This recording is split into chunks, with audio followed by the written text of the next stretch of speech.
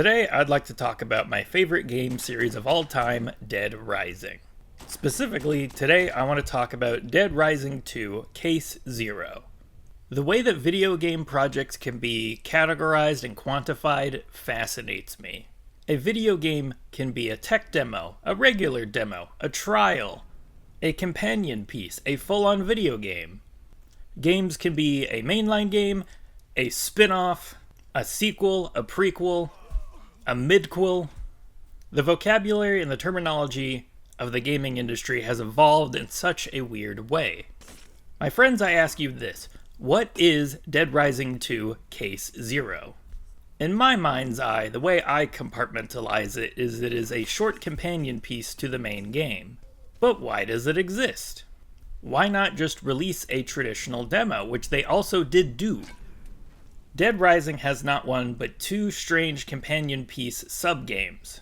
Dead Rising 2 Case Zero and Dead Rising 2 Case West. This is the only game in the series that has separate, smaller companion piece projects tied to the main game. Dead Rising 1, Dead Rising 3, and Dead Rising 4 do not have standalone video game companion pieces out there. Dead Rising 2 had so many reiterations of itself, it's just fascinating to me.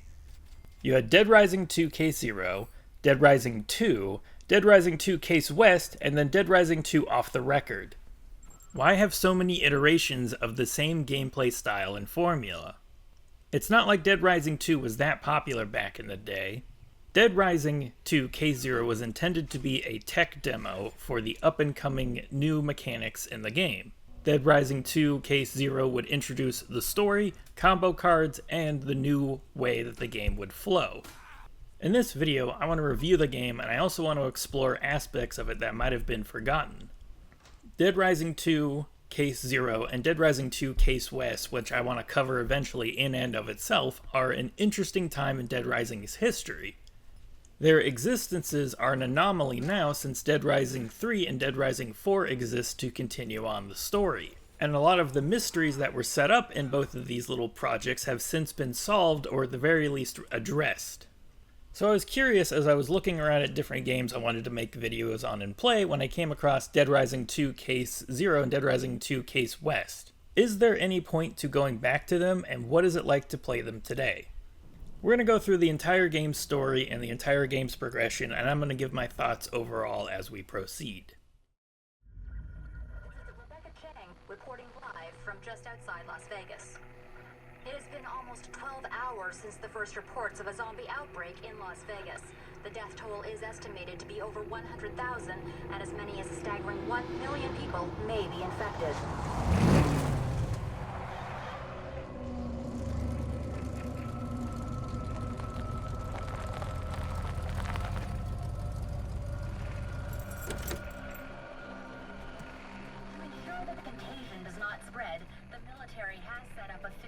Perimeter outside Las Vegas.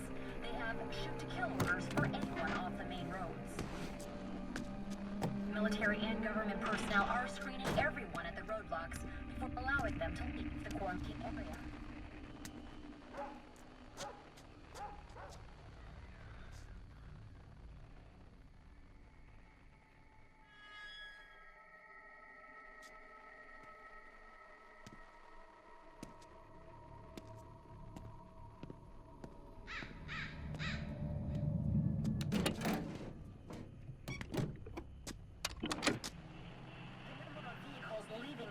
Has trickled to a stop in the last few hours, an ominous sign that few survivors remain.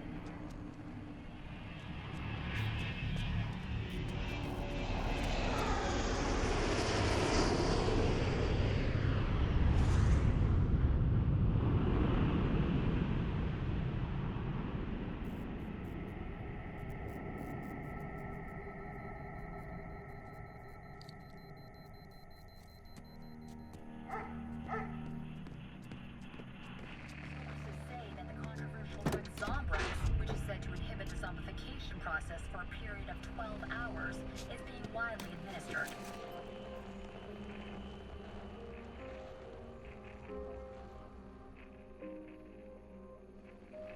Anyone discovered to be infected but not yet turned will be quarantined and reportedly given medical attention. No! Nobody likes shots, honey. But it's very important that you get this.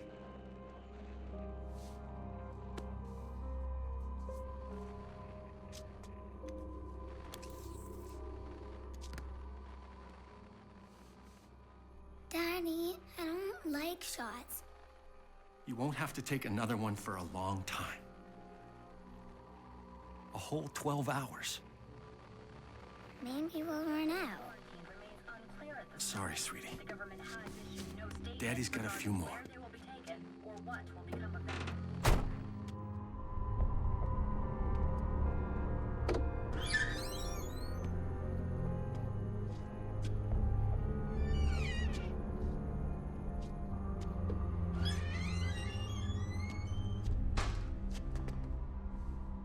Hello?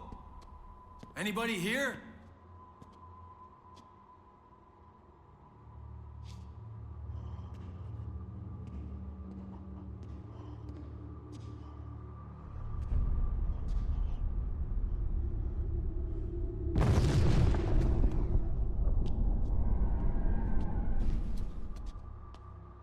Katie, stay right here.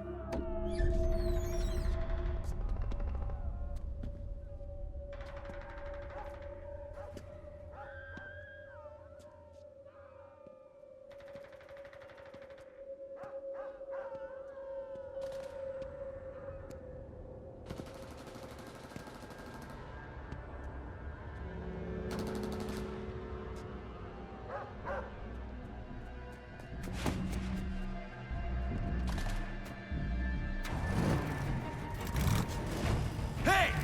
That's my truck! Stop!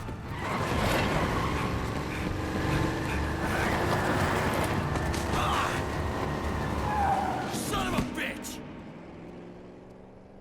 The ZOMBREX.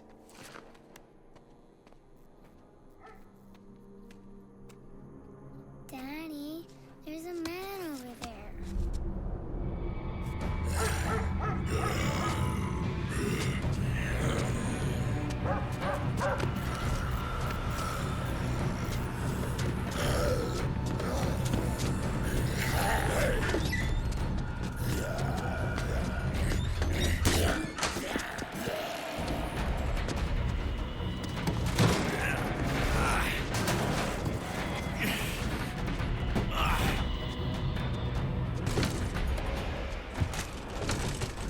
We're okay now, honey.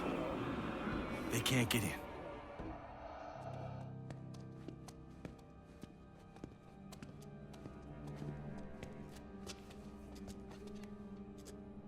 Katie,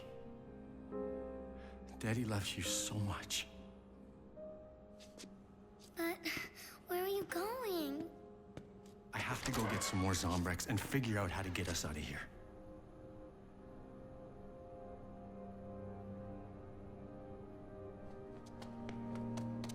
But no, Daddy, I don't even like ZOMBREX. I know, honey. But it's very important. You need another one before bedtime. You stay here. I promise I'll be back as soon as I can. You're not afraid of those bad people outside? Nothing's gonna stop me from keeping you safe.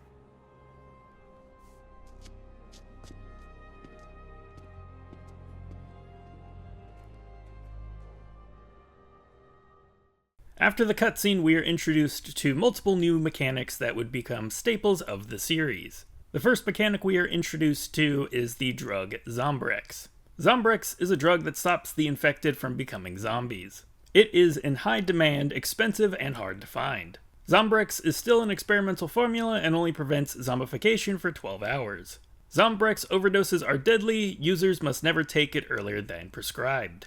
The ZOMBREX counter on your HUD shows how much you have at all times. Katie needs her next dose of ZOMBREX between 7 p.m. and 8 p.m. If she doesn't get it, she will die. Check your watch to see how much time is left before Katie needs her dose.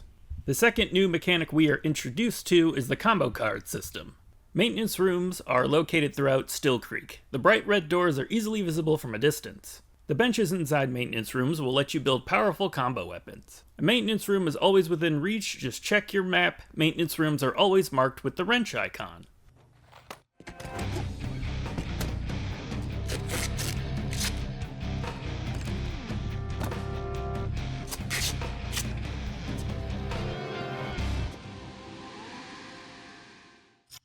The first combo card we made was the Spiked Bat.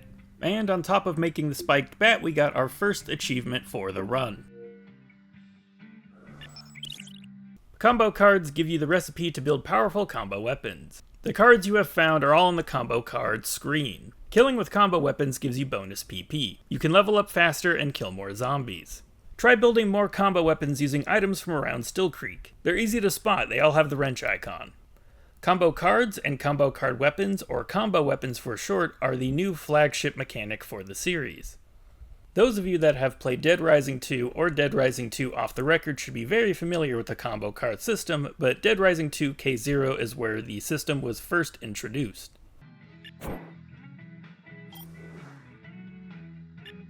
Wicked.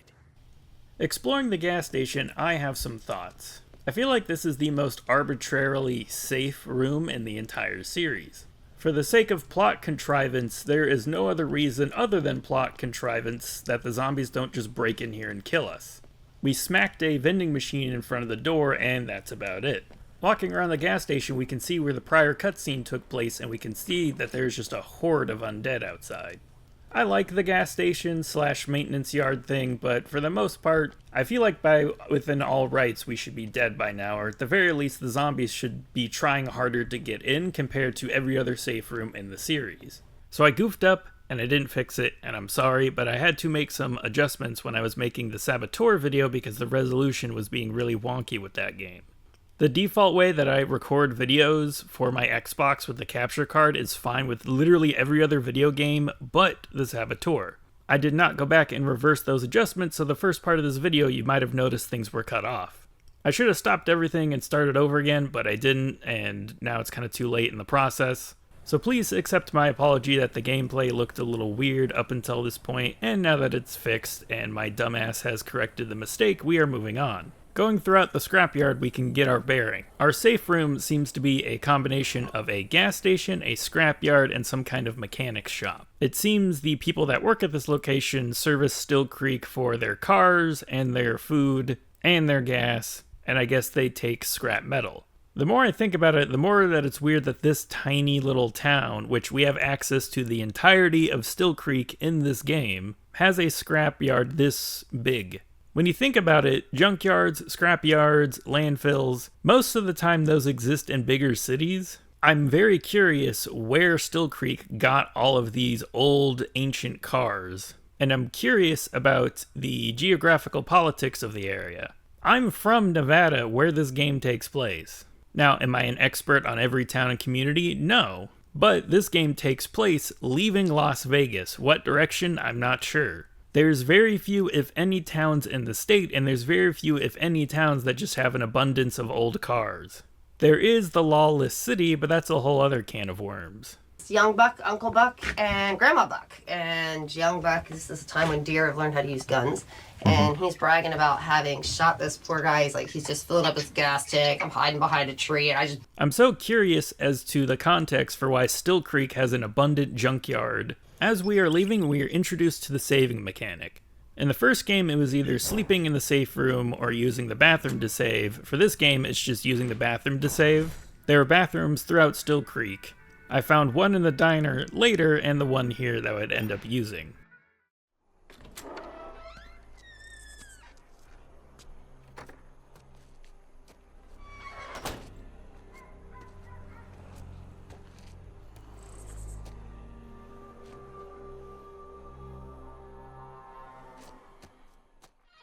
When you enter Still Creek for the first time, you're dropped right into the gameplay. You can immediately start hitting zombies, exploring, running around, and as something funny that I tried out of curiosity, you can actually try to leave the town and this will happen.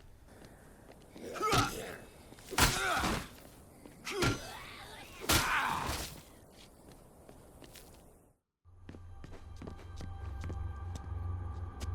can't do it. I can't leave Katie.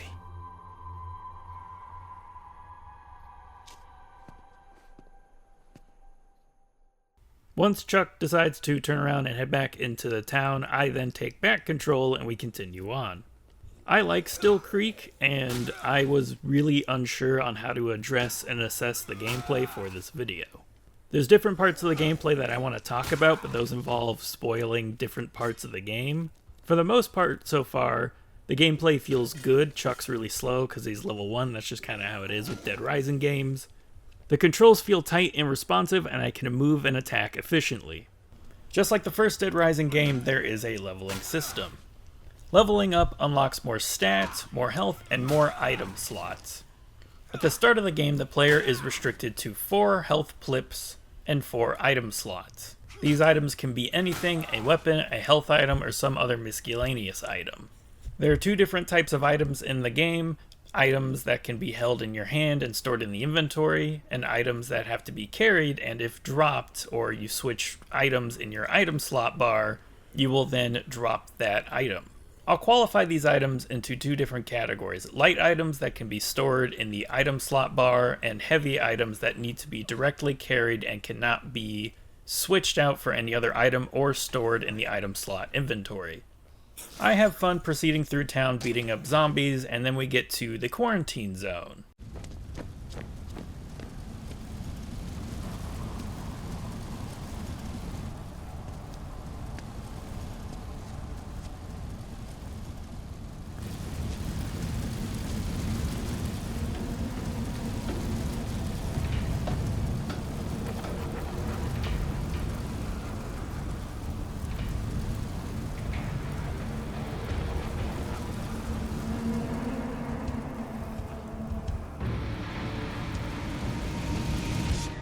After the cutscene finishes, we get introduced to cases. In the first Dead Rising, you played as Frank West, a photojournalist. The game, and thereby the series, would go on to use terminology related to investigative journalism to track progress within the game. An example being each subsequent story beat is tracked as a case. The cutscene, because this is case 0 and it's trying to be cute, had us progress from case 0-1 to case 0-2. Because this is a prologue project to Dead Rising 2, it's case 0, not case 1. So proceeding from case 0-1 to case 0-2, we need to find Katie some ZOMBREX. The quarantine zone is kind of a mess. I decide it's in my best interest, as I'm still getting used to the controls and getting used to the town as it sits, to play things more strategically in the quarantine zone. I end up climbing on a bunch of cars and getting on top of the bus. Jumping off the bus, we proceed into the main quarantine zone. Our main goal is to find ZOMBREX for Katie. As we saw in the opening cutscene, the truck was stolen, and thereby our supply of ZOMBREX for Katie has been stolen. Searching around the quarantine zone, we find an ambulance.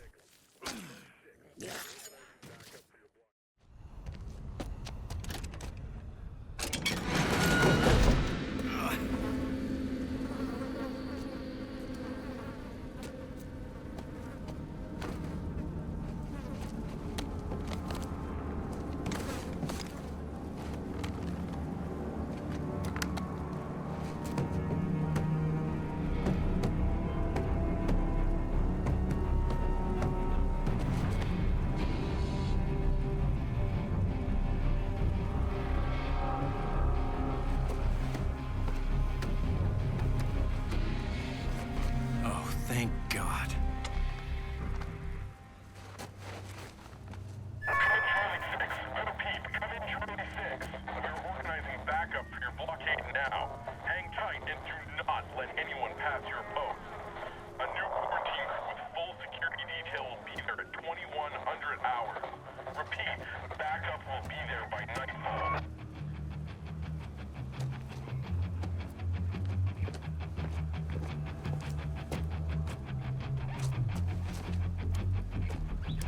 Yeah, I can fix this.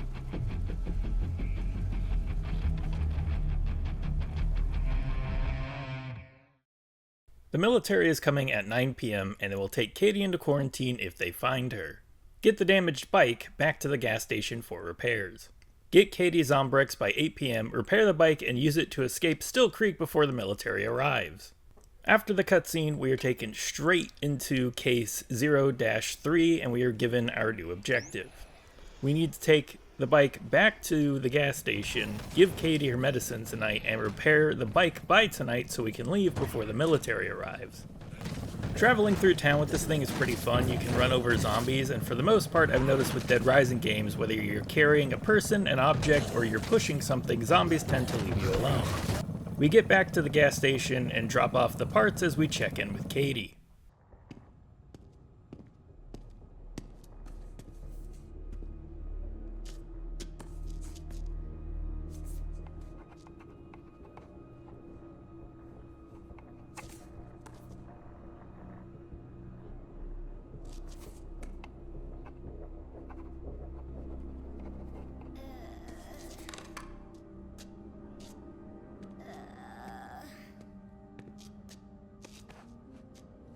Hold on, honey.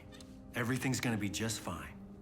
Daddy's gotta go get a few things. Daddy, I don't feel so good. Can I have some more of that medicine now? I can't give it to you too early, honey. It's dangerous. You'll get too much. Can you fix the motorbike, Daddy?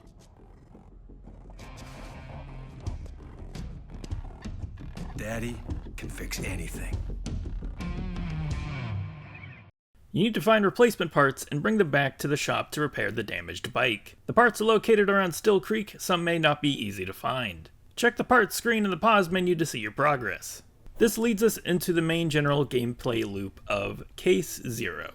Our goal is to find the bike parts and thus explore the town. I really like the fact that we've been given a reason to explore every nook and cranny even if we're here for a short amount of time. Dead Rising 2 Case Zero is definitely a game that wants you to replay it, but we'll get back to that later. As we start heading back into town, this happens.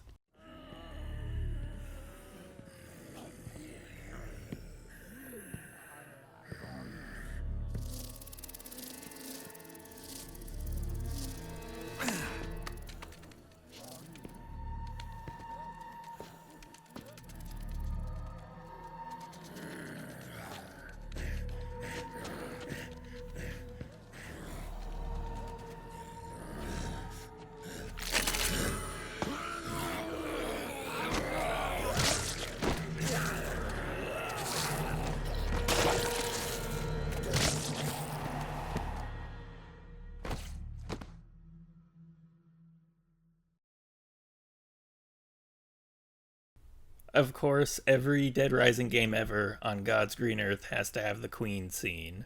I have a tangent to go on about how queens and the biology and the whole infection in this game works, and I'm saving that for some other time.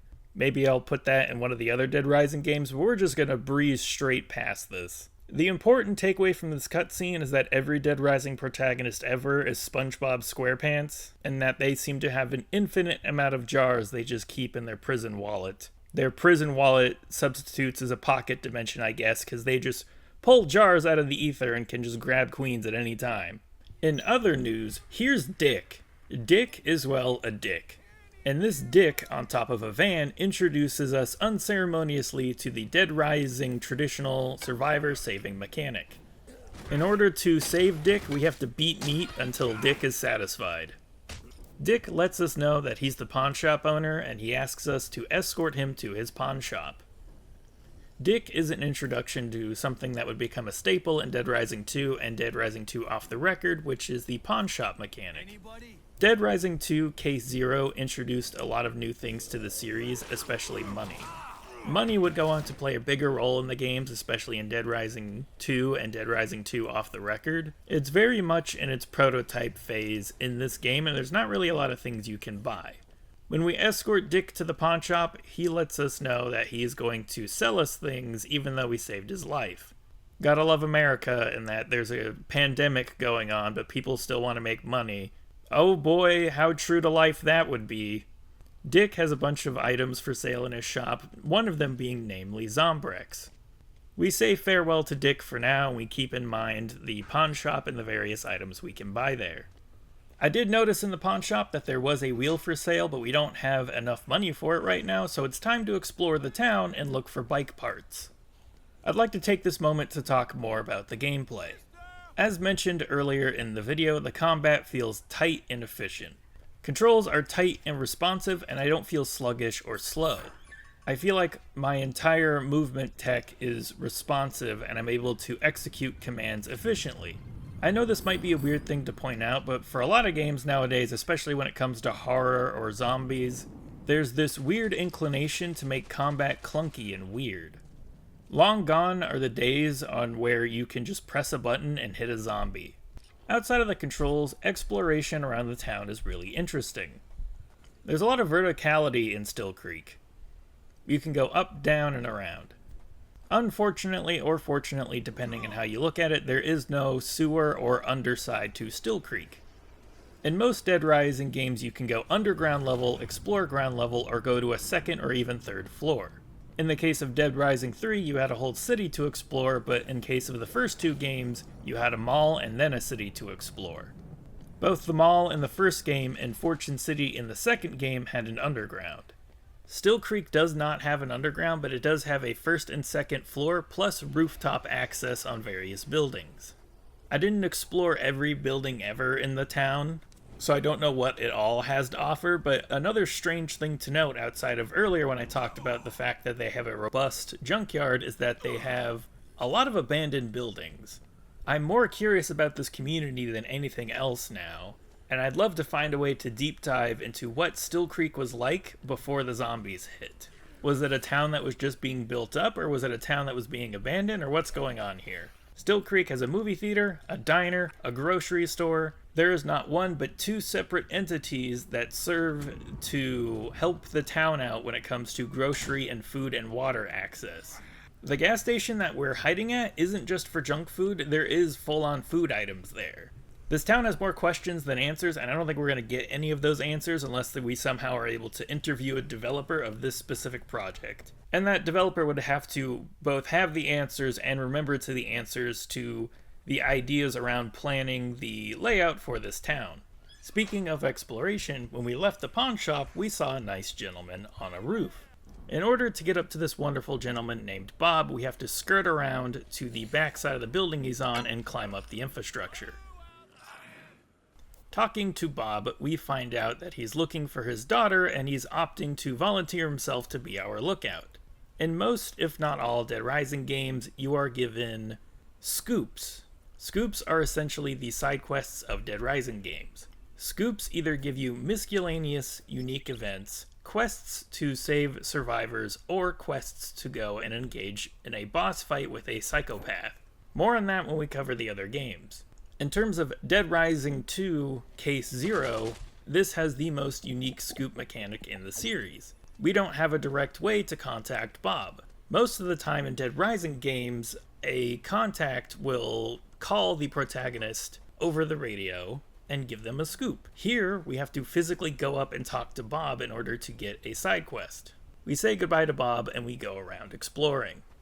I haven't played Dead Rising 2 Case 0 in probably over a decade. However, one thing that a lot of Dead Rising players will pick up over playing the course of the series like I have is zombie behavior.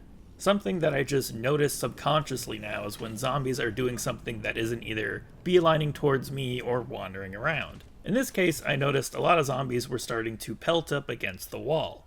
Now, I didn't remember how many survivors were in this game, where they all were, but I had an inkling there might be some this way because most of the time a good sign of survivors, if you're unfamiliar where survivors might be, is if zombies are uncharacteristically paying attention to a certain location, or if they're up against a wall waving their arms in the air. There's either a survivor up above or there's a survivor inside of a building, depending on the context of where the zombie is and what they're doing.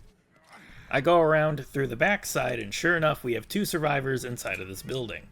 Inside this restaurant, we appear to have found Fausto? Okay, I'm not sure how to say his name, but we have Fausto and Gemini.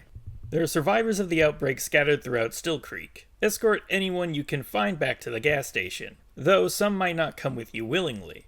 Press Y to call a survivor to you, or hold left trigger and press Y to send them to a specific location. Upon rescuing survivors, you will receive a large PP bonus. Every single survivor group in this game that you come across will have an objective you need to complete before they join your party, and you can escort them back to the gas station. Sometimes they're pretty easy and simple, especially in the early game. For this particular scenario, all we gotta do is hand Fausto a few more beers and he's ready to go with us. I have mixed feelings on survivor rescues in Dead Rising 2 K0 and the Queen thing from earlier. I get that Dead Rising 2 K0 was a setup for Dead Rising 2, so they were trying to introduce a lot of mechanics that would be present in Dead Rising 2, but all of the survivor interactions in this game feel very forced and out of place. Regardless, after we load up Fausto on alcohol, he's ready to go with us, and we recruit Fausto and Gemini and take them back to the gas station. Although, another aspect that this encounter would introduce is a new reward you can get from survivors. In the first game, the only thing you would get from rescuing survivors is PP. However, when we successfully rescue Fausto and Gemini, Gemini gives us some of the money from her briefcase. With the money from Gemini's briefcase, I decide to head back to the pawn shop. With $17,000 in my pocket, I have more than enough to buy my first part for the motorcycle. Dick, being the American capitalist that he is selling one of the necessary components I need for the motorcycle. Dick has a bike wheel for sale for $5 grand. I get the wheel and I take it home. As I mentioned when we were pushing the cart earlier, whenever you're holding an item, holding a survivor that can't walk, or pushing an object, zombies tend to leave you alone. So I just have this casual little walk through town with my bike tire. We get back to the gas station and we put the part on. I wish I had something to play with. The vehicle parts at this point start coming fast and loose. I figured if I needed a gas can, then there would hopefully be a gas can somewhere around the gas station.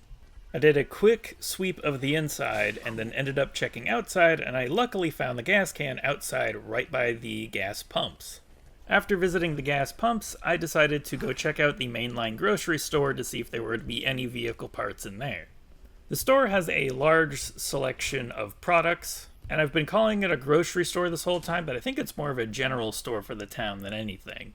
I'm already like 4 days into this video, I'm not going to go back and fix it, so I acknowledge that it's not necessarily a grocery store, it's a general store, and it's also a store where I stole this fancy suit and this nice cowboy hat. I don't know why my brain decided to compartmentalize this building as a grocery store, because the more I look back at it through my footage, the more I realize it's a general store, and I think the official name of this building is the department store. As I mentioned, I'm 4 days into this video, and as I've mentioned in other videos, I'm suffering from some sort of weird illness that leaves me exhausted and incapacitated all the time, so please forgive me if I don't go back and fix it, because that would just be a big pain in the ass. So I'm just going to leave it to the fact that I was a dum-dum in the earlier part of the video, and now having equipped my fancy suit, my cowboy hat, and with my spiked bat, we ride on into the rest of the town. I found a maintenance room, and I decided to make a Molotov cocktail because I remembered whiskey plus paper equal Molotov. I don't think I ever actually used this particular maintenance room again.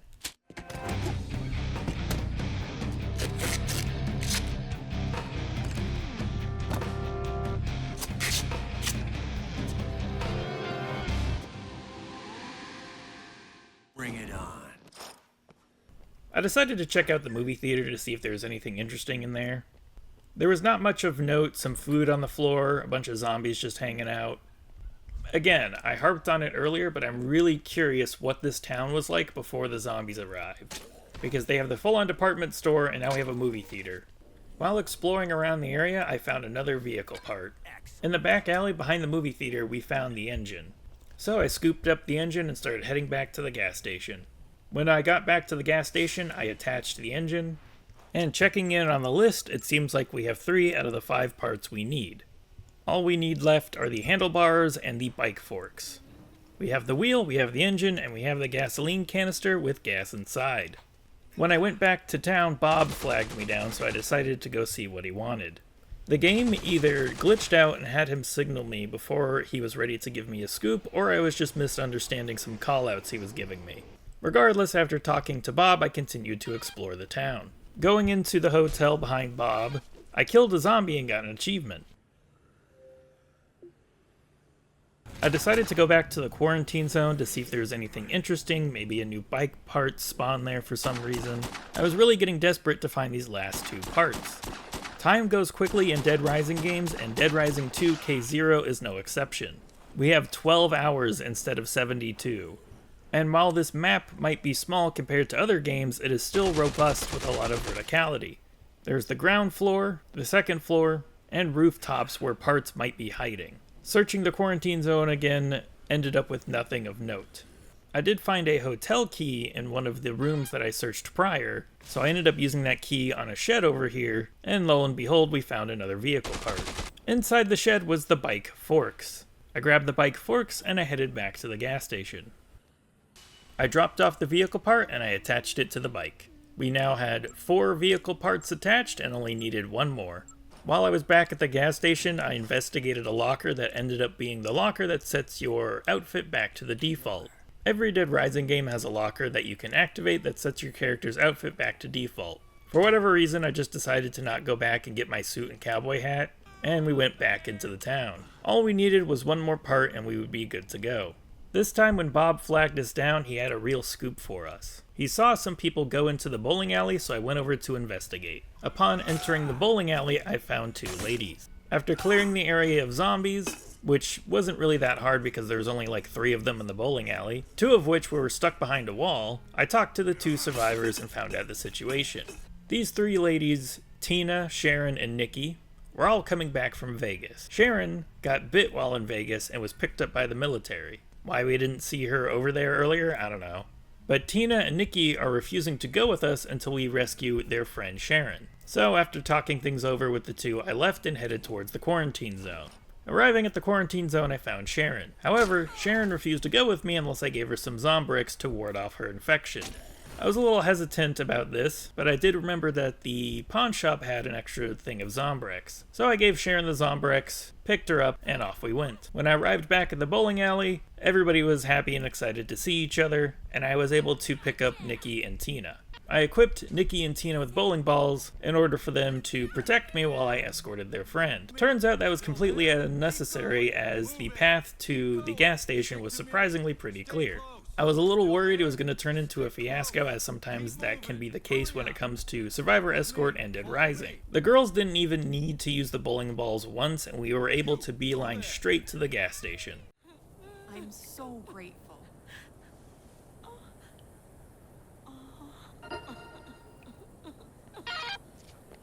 While it had been all fun and games up until this point, I was starting to get a little bit stressed. I was running around trying to find where this last part might be, as it seemed like I had a pretty good luck in being able to find parts quickly and efficiently.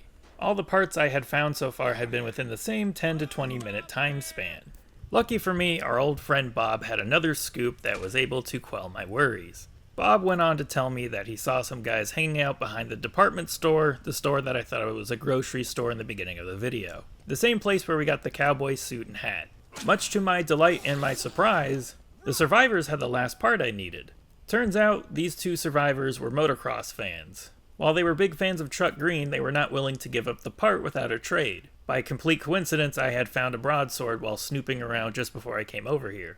Compared to every other survivor, Jason and Archie really didn't have a story to them. They're just 2 motocross goobers that were just behind this department store. I gotta assume maybe they crashed their bike and Archie ripped off the bars for some reason. I don't know. I gave Archie his broadsword, I grabbed the boys, and I brought them back to the gas station.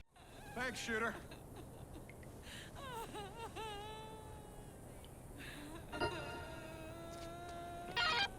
After dropping off Jason and Archie, I attached the part.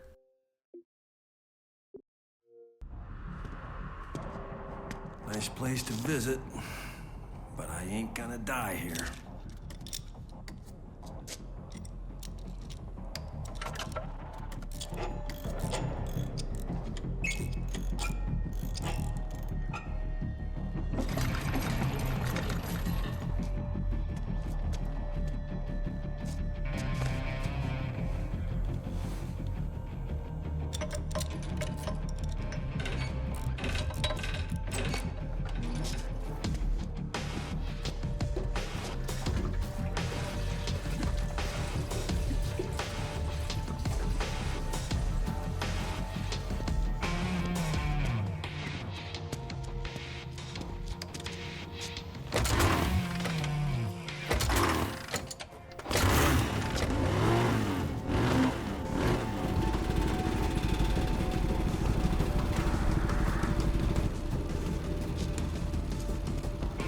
Well, Ain't you a beauty?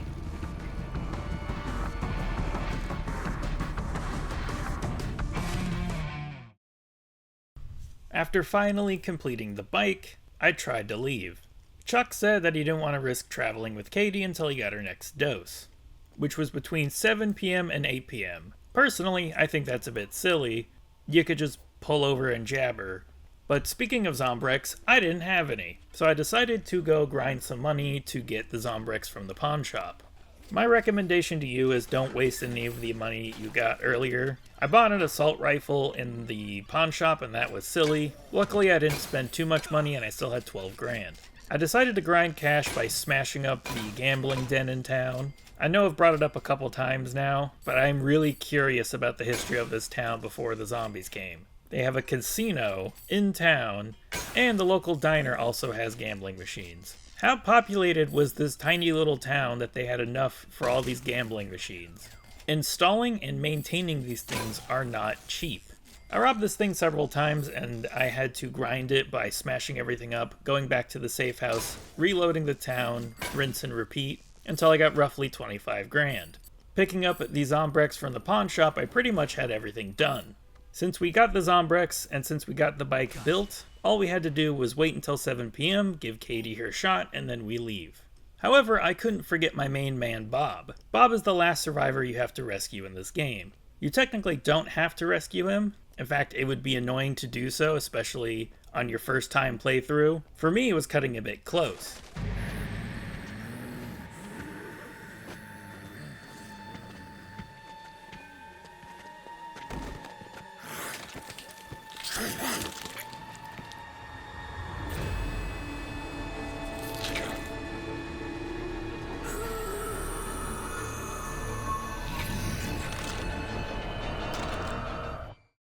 Bob will signal you one last time and tell you he spotted his daughter. His daughter, who is inside the hunting shack that if you haven't opened yet, is a parkour course to run around the roofs and hop in through the roof. My recommendation is if you check this game out for whatever reason after my video, make sure you open the hunting shack as early as possible through the roof on the top. You just climb around on the roofs and get in through the top cover hole. We find Bob's daughter. Bob's daughter is like, I don't want to go with you. My daddy said don't talk to strangers. Bob's like, great, I love my daughter. She's doing the right thing. We grab Bob, go back to his daughter. They decide we have time for a hug, apparently, and then we beeline back to the safe room.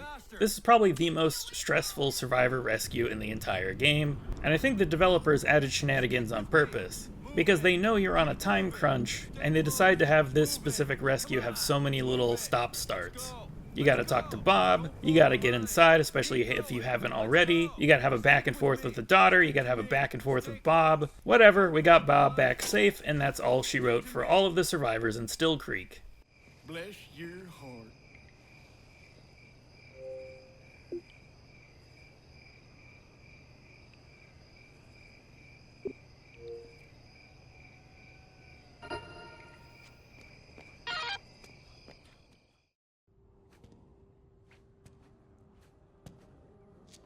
Hey, sweetie.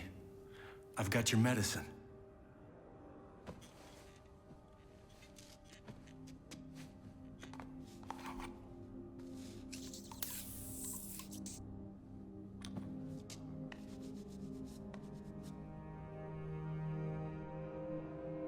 Daddy, why did Mommy bite me?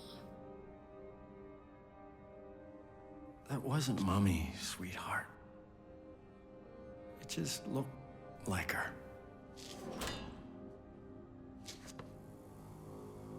Hey, buddy. Sorry if this is your place. We just needed to get some supplies.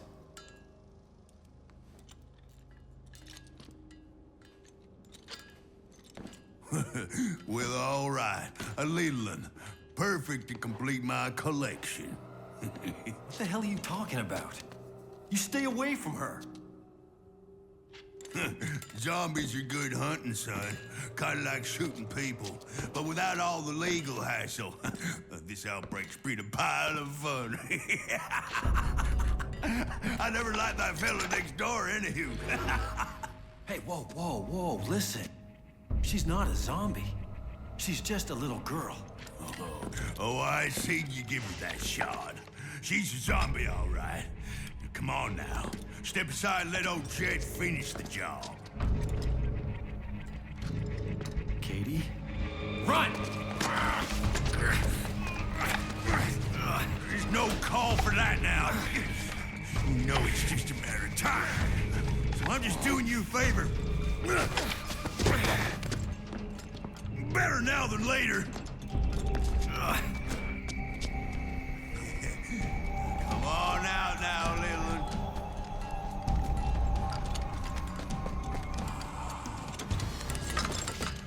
You're not gonna hurt her. Not over my dead body. I done had enough of you, zombie lover. Get out of my way!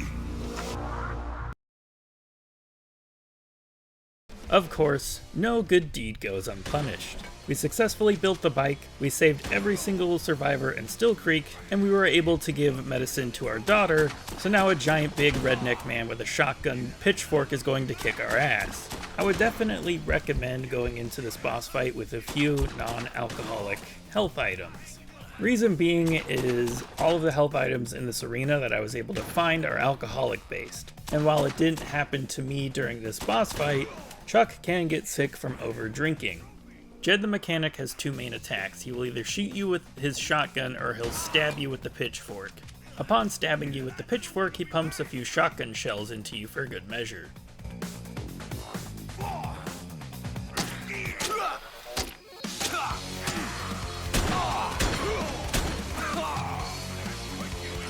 Most of this fight consists of getting behind him and slapping him in the butt with the bat. After hitting his cheeks and making him meek with the spiked baseball bat, we win.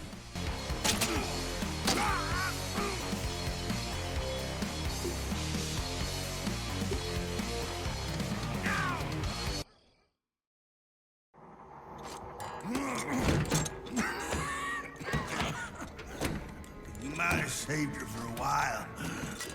But someone will get your little zombie sooner or later. You can be sure of that.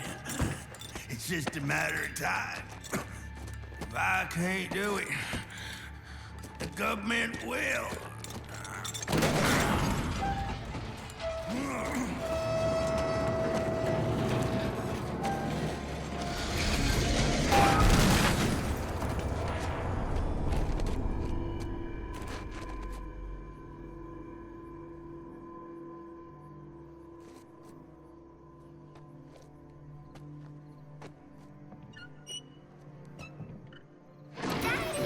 Katie?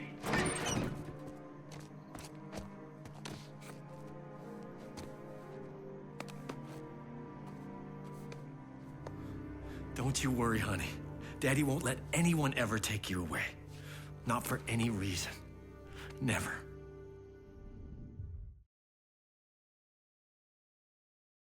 At the end of the fight, you unlock the combo card, being the shotgun plus the pitchfork equals the shotgun pitchfork from the Jed boss fight. I enjoyed replaying this game for sure. It has its ups, it has its downs. I like how in-depth the city is. I like the combat, I've always liked Dead Rising's combat. Combo weapons are pretty cool, Still Creek is pretty cool. For a standalone small companion piece project that was a tech demo for an upcoming bigger game, this is a pretty good time and worth checking out in its own right. So with all that being said, thank you so much for watching. This video took a lot out of me to make. Please leave a comment, please leave a like, please subscribe. I'm gonna let the rest of the game play out, and above all else, stay safe out there. That's pretty much it for me for the video. I'm gonna let the rest of the game play out.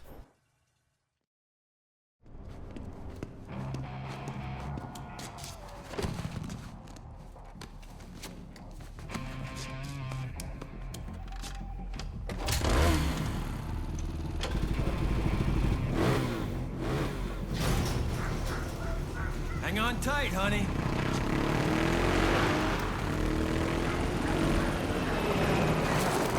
Halt! Raise your hands and surrender yourselves immediately for screening. We will be forced to shoot if you do not comply.